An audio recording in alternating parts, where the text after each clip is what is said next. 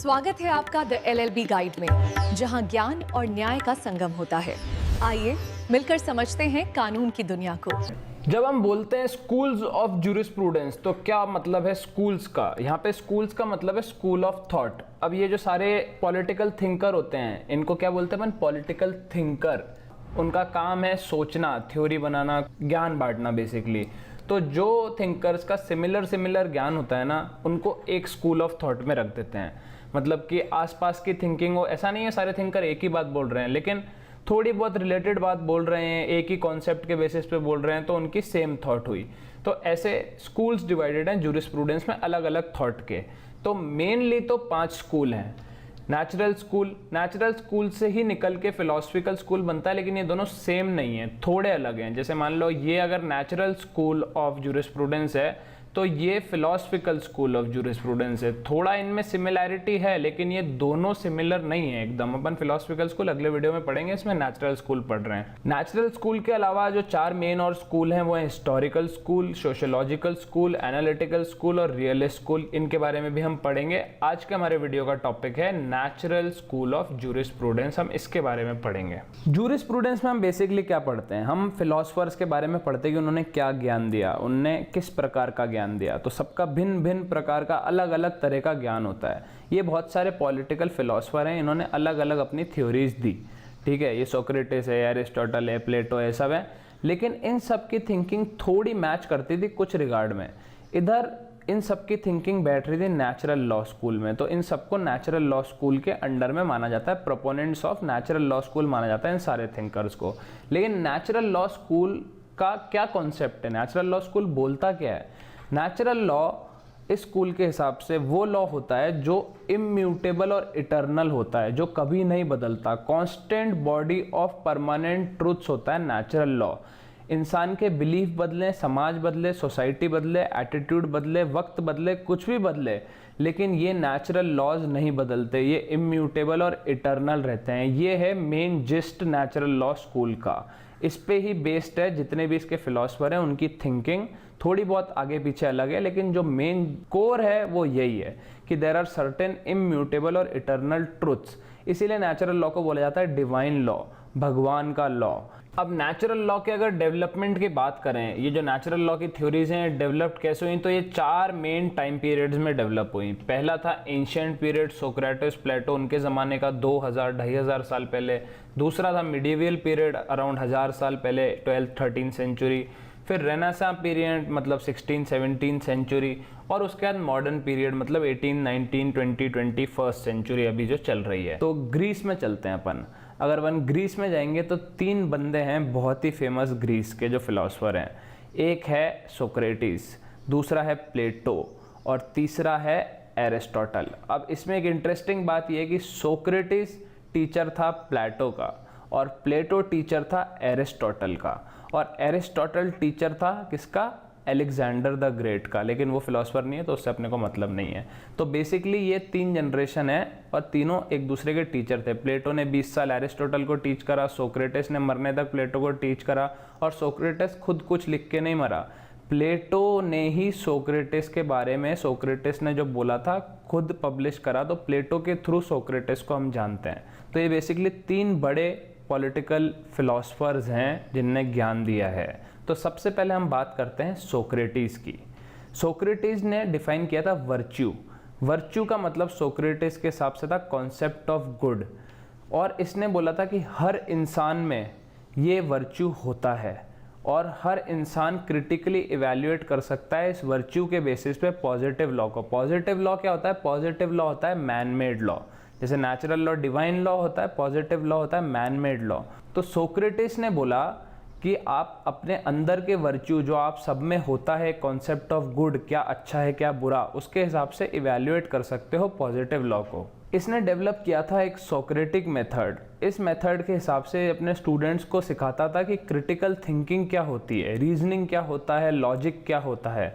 Socratic method basically काम ऐसे करता है कि आप अपनी थ्योरी बनाओ और उस थ्योरी में ही लूपहोल्स ढूंढो, उस थ्योरी में ही कमियां ढूंढो और उन कमियों को पैचअप करो, तो आपकी थ्योरी स्ट्रांग होती जाएगी, आप सच्चाई की तरफ बढ़ते जाओगे। उसके बाद आए प्लेटो।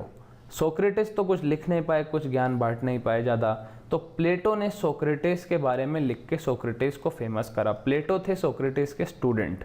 प्लेटो ने खुद का ज्ञान भी दिया जो कि था डॉक्ट्रिन ऑफ फॉर्म्स। फॉर्म्स थे ट्रांसेंडेड आर्chetypes that exist independently of physical world, independently of human mind, independently of space and time. ये जो डॉक्ट्रिन ऑफ फॉर्म्स का कि कोई चीज़ें एग्जिस्ट करती हैं, आइडियल कुछ चीज़ें एग्जिस्ट करती हैं दुनिया में, इसको आइडियलिज्म बोला जाता है। प्लेटो के हिसाब से गुडनेस, वर्च्यू, ऑनेस्टी ये सब फॉर्म्स थे और इसने बोला था ये सब एग्जिस्ट करती हैं दुनिया के अंदर, बस अपने को इन्हें ढूंढना है, अपने को इन्हें पाना है। तो डॉक्ट्रिन ऑफ फॉर्म्स थी प्लेटो की थ्योरी। प्लेटो का स्टूडेंट था एरिस्टोटल। एरिस्टोटल 20 साल तक प्लेटो का स्टूडेंट रहा, लेकिन उसने प्लेटो की डॉक्ट्रिन ऑफ फॉर्म्स को रिजेक्ट कर दिया। उसने बोला कि फॉर्म्स एग्जिस्ट करती हैं, थ्योरी ऑफ फॉर्म्स में वो बिलीव करता है, लेकिन जो प्लेटो का नोशन है ना उसमें वो बिलीव नहीं करता। वो नोशन ऑफ फॉर्म इटसेल्फ में बिलीव करता है, लेकिन प्लेटो की डॉक्ट्रिन ऑफ फॉर्म्स में नहीं बिलीव करता। बेसिकली प्लेटो की डॉक्ट्रिन ऑफ फॉर्म्स क्या बोलती है कि फॉर्म्स एग्जिस्ट करती हैं इंडिपेंडेंटली ऑफ थिंग्स। एरिस्टोटल ऐसा नहीं मानता। वो बोलता है कि हर फॉर्म किसी और चीज़ की फॉर्म होती है। समझ गए? ये थोड़ा हाई लेवल का ज्ञान है लेकिन रटना पड़ेगा। बेसिकली समझ गए ना कि एरिस्टोटल बोलता है कि फॉर्म एग्जिस्ट करती हैं, लेकिन प्लेटो की डॉक्ट्रिन ऑफ फॉर्म से वो नहीं एग्री करता। एंशिएंट पीरियड में हमने देखा ग्रीस में ये 3 ज्ञानी थे जिन्होंने ज्ञान बांटा, लेकिन सिर्फ ग्रीस में ही थोड़ी ना सारे ज्ञानी थे, कुछ ज्ञानी रोम में भी थे। रोम में कौन से ज्ञानी थे? रोम में ये दोनों ज्ञानी थे, एक तो जीनो और एक सिसेरो। जीनो कौन था?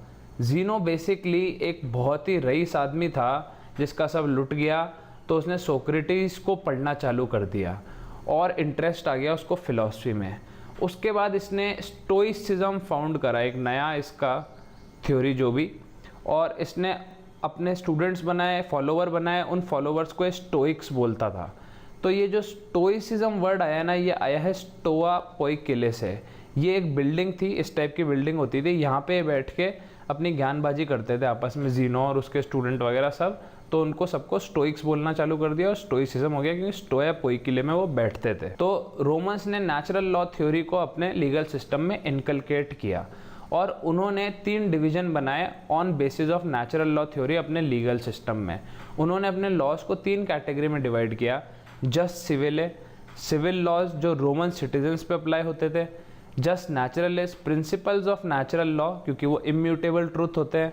और जस्ट जेंटियम। जस्ट जेंटियम क्या होते थे? जस्ट नेचुरलिस्ट के बेसिस पे वो रूल्स बनाते थे जो फॉरेनर्स पर अप्लाई करता था मैजिस्ट्रेट। तो ये first forms of international law था। ये भी क्वेश्चन आ सकता है, jus gentium is the first form of international law, और ये तीनों कैटेगराइजेशन भी इंपॉर्टेंट है। जीनो के बाद एक और बंदा था Cicero. Cicero basically Roman philosopher था, लॉयर वॉयर था वहाँ पे, ठीक है। और वो बोलता था कि law is the highest reason implanted in nature which commands what ought to be done and forbids the opposite. मतलब ये भी वही वाली बात करता था कि जो लॉ है वो इम्प्लांटेड है नेचर में, ठीक है, और वो अपने आप बताता है और ऑर्डर देता है कि क्या करना चाहिए और क्या नहीं करना चाहिए था। तो ये हमारा एंशिएंट पीरियड हो गया कंप्लीट। ग्रीस के ये 3 ज्ञानी और रोम के ये 2 ज्ञानी, मेन ये सारे फिलोसफर हैं। नेक्स्ट बात करें मिडिवल पीरियड की, जो कि 10th से 12th सेंचुरी के बीच का पीरियड था। कैथलिक फिलोसफर बहुत थे इसमें, ठीक है। थियोलॉजियंस मतलब जो रिलीजन से रिलेटेड स्टडीज़ करते हैं of middle ages gave a new theory of natural law. अब क्या हुआ कि इन्होंने थियोलॉजिकल बेसिस तो दिया, लेकिन इन्होंने क्या करा, इन्होंने इम्प्रूव कर दिया। इन्होंने जो पुराना ऑर्थोडॉक्स सिस्टम था ना क्रिश्चियंस का, वो पूरा चेंज कर दिया और इन्होंने लॉजिकल और सिस्टमैटिक बनाया पूरे रिलीजन को भी। इसमें जो मेन प्रोपोनेंट था ना वो था थॉमस एक्विनास। ये बहुत होशियार आदमी था। Thomas Aquinas was the most prominent natural law philosopher in this time period. अब वो क्यों था वो मैं आपको बताता हूँ। According to Aquinas positive law must confirm to natural law. ये वाली बात तो सारे नेचुरल लॉ वाले बोलते ही हैं कि पॉजिटिव लॉ को तो नेचुरल लॉ के कन्फर्मिटी में होना ही पड़ेगा, वरना वो डेरोगेटरी है, वरना उसको हटा देना चाहिए वगैरह वगैरह, नेचुरल लॉ के कंपैटिबल होना चाहिए। लेकिन ये जो divine law, law of scriptures है, ये काफ़ी अच्छा दिया था थॉमस एक्विनास ने। जो थर्ड पीरियड की हम बात करेंगे वो है रेनेसां पीरियड 14 से 17 सेंचुरी। इस पीरियड में काफ़ी डेवलपमेंट हुआ आर्ट्स में, म्यूज़िक में, पोइट्री में, बहुत चीज़ों में। तो नेचुरल लॉ थ्योरीज में भी हुआ और इसमें आई सोशल कॉन्ट्रैक्ट थ्योरी, काफ़ी इम्पॉर्टेंट थ्योरी है। इस सोशल कॉन्ट्रैक्ट थ्योरी के हिसाब से जो अपनी सिविलाइजेशन है वो हमेशा स्टेट ऑफ नेचर में रहती है, ठीक है। जिस स्टेट ऑफ नेचर में ना तो कोई राइट्स होते हैं किसी के पास और ना ही कोई ड्यूटी होती है किसी के ऊपर, और फिर सारे के सारे लोग आपस में आके एक सोशल कॉन्ट्रैक्ट बनाते हैं और उस कॉन्ट्रैक्ट के थ्रू सब अपने आप को थोड़े बहुत राइट्स देते हैं, थोड़े बहुत अपने राइट्स स्टेट को दे देते हैं, और उसके बाद एक मतलब वैसी सोसाइटी बनाते हैं कि हाँ भाई अपन सब सेफ है, मैं तेरे को नहीं मारूंगा, तू मेरे को मत मार। तो सबसे बेसिक सोशल कॉन्ट्रैक्ट ये हो जाता है कि आप मेरा मर्डर मत करना, तो आपका मर्डर मैं नहीं करूंगा। तो बोले चलो अच्छी बात है, ये तो अपन दोनों अग्रीमेंट कर लेते हैं, तो basic form of social contract हो गया। तो ये सोशल कॉन्ट्रैक्ट काफ़ी अलग अलग तरह के होते हैं। 3 मेन फिलोसफर हैं जिन्होंने सोशल कॉन्ट्रैक्ट थ्योरी पे काफ़ी डिटेल में बात करी है। एक है थॉमस हॉब्स, एक है जॉन लॉक और एक है जीन जैक्वेस रूसो। सबसे पहले बात करें थॉमस हॉब्स की। इन्होंने बताया कि एक स्टेट ऑफ नेचर जो है ना, हर आदमी ने जिसने सोशल कॉन्ट्रैक्ट की थ्योरी दी है उसने स्टेट ऑफ नेचर बताया। थॉमस हॉब्स का स्टेट ऑफ नेचर है उसमें आदमी की हमेशा फटी पड़ी रहती है, उसको हमेशा डर लगा रहता है कि मेरे को कोई भी आके मार के चला जाएगा, और वर्ल्ड एक हॉरिबल प्लेस है और कोई चैन से सांस नहीं ले सकता, वही जंगल राज है। अगर हिरण थोड़ी देर के लिए सतर्क नहीं रहता है तो शेर उसको खा जाएगा वाली सिचुएशन है। तो सारे के सारे लोग आते हैं सोशल कॉन्ट्रैक्ट में और सारी की सारी पावर स्टेट को दे देते हैं, थोड़ी बहुत नहीं, अपने सारे राइट स्टेट को दे देते हैं, और स्टेट हो जाता है सॉवरेन और रिस्पॉन्सिबल हो जाता है प्रोवाइड करने के लिए सबको सिक्योरिटी। लेकिन पावरफुल होता है स्टेट, ठीक है। स्टेट के पास अनाप शनाप पावर होती है। इनके कुछ फेमस वर्क्स हैं, एक तो लेवियाथान है और एक है बेहेमथ। इसके बाद दूसरे जो बंदे हैं जॉन लॉक, इनका स्टेट ऑफ नेचर थोड़ा अलग है और इनका सोशल कॉन्ट्रैक्ट भी थोड़ा अलग है। ये इंडिविजुअलिज्म पे बहुत फोकस करते हैं और ये लिबर्टी पे भी काफ़ी फोकस करते हैं। ये बोलते हैं कि सोशल कॉन्ट्रैक्ट जब साइन करते हैं लोग आके, तो वो अपने सारे के सारे राइट सॉवरेन को नहीं दे देते, थोड़े से ही राइट सॉवरेन को देते हैं। और इन्होंने राइट टू प्रॉपर्टी को भी काफ़ी वैल्यू दी है। हॉब्स ने सिर्फ राइट टू लाइफ की बात की, इन्होंने राइट टू प्रॉपर्टी और लिबर्टी की भी बात करी है, इन्होंने इंडिविजुअल लिबर्टी की बात करी है। थोड़े एडवांस थे, ठीक है। ये थोड़ा मतलब जंगल राज नहीं मानते थे दुनिया को, बोलते थे कि आप स्टेट को चूज़ कर रहे हो, लेकिन ऐसा नहीं है कि स्टेट आपको एकदम बुरे से बुरे बस राइट टू लाइफ दे रहा है और कुछ दे नहीं रहा। स्टेट को आपको लिबर्टी भी देनी पड़ेगी और स्टेट को आपको राइट टू प्रॉपर्टी भी देना पड़ेगा। जॉन लॉक की फेमस किताब है 2 ट्रीटीज ऑफ गवर्नमेंट, ये भी क्वेश्चन आ जाता है काफ़ी बार, तो आप याद रखना। उसके बाद है जॉन जैक्वेस रूसो।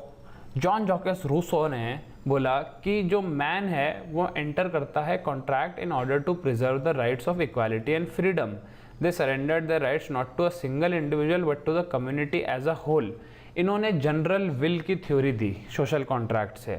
सोशल कॉन्ट्रैक्ट की थ्योरी में इनकी जनरल विल का बहुत एसेंशियल रोल है। थ्योरी ऑफ जनरल विल बोलती है कि जो सब लोगों की इच्छा होती है ना, उसको जनरल विल बोला जाता है।